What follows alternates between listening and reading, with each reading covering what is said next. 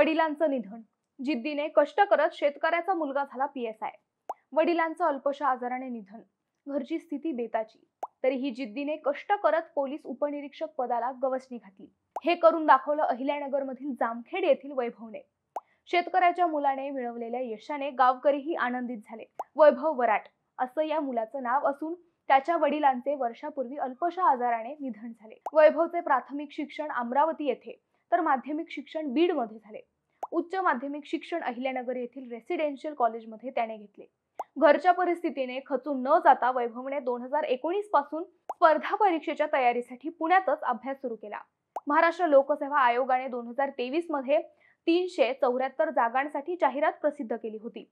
या परीक्षेचा नुकताच निकाल जाहीर झाला असून वैभव वराट यांनी ओबीसी प्रवर्गात 33वा रँक मिळवत यश संपादन केलं. मित्रांनो, अहिल्यानगरच्या या जिद्दी सुपुत्रासाठी एक लाईक आणि एक कमेंट तर बनतोच.